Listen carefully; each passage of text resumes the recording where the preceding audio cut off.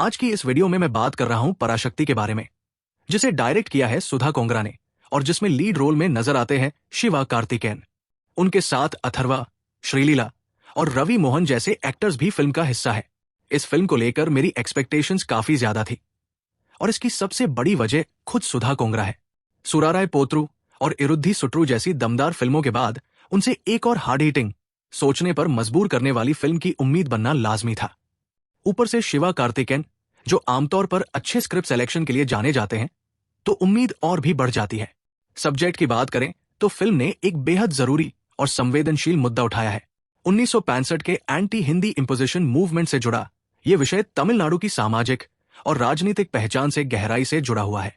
आज के दौर में भी वन नेशन वन लैंग्वेज जैसे नैरेटिव के बीच ये मुद्दा उतना ही प्रासंगिक लगता है।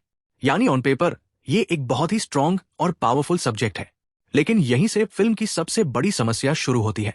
फिल्म देखते हुए बार बार ऐसा महसूस होता है कि डायरेक्टर इस मुद्दे को पूरी ताकत के साथ पकड़ने से थोड़ा झिझक रही है। हर कुछ देर में डायलॉग्स के जरिए ये क्लैरिफाई किया जाता है कि हम हिंदी के खिलाफ नहीं हैं, हम हिंदी थोपे जाने के खिलाफ है। बात सही है, लेकिन इसे बार बार एक्सप्लेन करना फिल्म को डिफेंसिव बना देता है। ऐसे विषय पर फिल्म बनाते वक्त थोड़ा साहस दिखाना जरूरी होता है। यहां वही कमी खलती है। सुधा कोंगरा का ट्रीटमेंट बहुत पॉलिश्ड और सेफ लगता है, जबकि इस तरह की कहानी को वेट्रिमरन, मारी सेल्वराज या पा रंजीत जैसे डायरेक्टर्स के अंदाज में कहीं ज्यादा रॉ और हार्ड हिटिंग होना चाहिए था। तकनीकी तौर पर फिल्म में कई अच्छी चीजें हैं। 60s के पीरियड को रियल लोकेशंस पर शूट किया गया है। सिनेमेटोग्राफी देखने में अच्छी लगती है और रवि के चंद्रन का कैमरा वर्क कई जगह इंप्रेस करता है। शिवा कार्तिकेयन ने एक ईमानदार परफॉर्मेंस दी है। ओपनिंग ट्रेन सीक्वेंस अच्छा है, इंटरवल ब्लॉक में भी दम है और एंड की तरफ कुछ कैमियो मोमेंट्स हल्की सी एनर्जी लाते हैं। जीवी प्रकाश का बैकग्राउंड स्कोर भी फिल्म के मूड को सपोर्ट करता है, लेकिन इन सब पॉजिटिव्स के बावजूद फिल्म इमोशन लेवल पर आपको पकड़ नहीं पाती। सबसे बड़ी दिक्कत इसका रन टाइम है।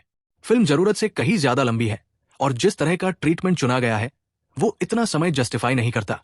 ड्रामा फ्लैट लगता है। कई कैरेक्टर्स सिर्फ इसलिए इंट्रोड्यूस किए जाते हैं ताकि बाद में उनके साथ कुछ हो और हीरो को मोटिवेशन मिले, लेकिन वो इमोशनल पंच काम ही नहीं करता। दर्शक के तौर पर आप किसी कैरेक्टर से जुड़ ही नहीं पाते। लव ट्रैक भी फिल्म की एक बड़ी कमजोरी है।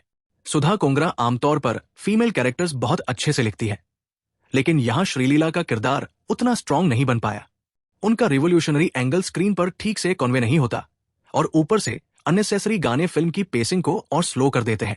ये सब चीजें मिलकर फिल्म के इम्पैक्ट को और कम कर देती है। विलेन के तौर पर रवि मोहन का कैरेक्टर भी खास इंप्रेस नहीं करता।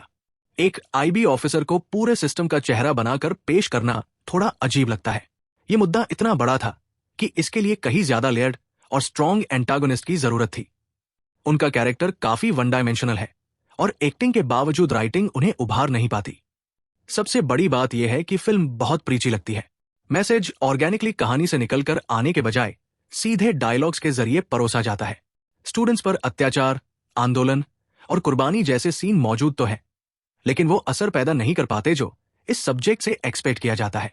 ऐसा लगता है जैसे फिल्म हर वक्त किसी को ऑफेंड न कर दे के डर में बनी हो और उसी वजह से उसका असर कमजोर पड़ गया है।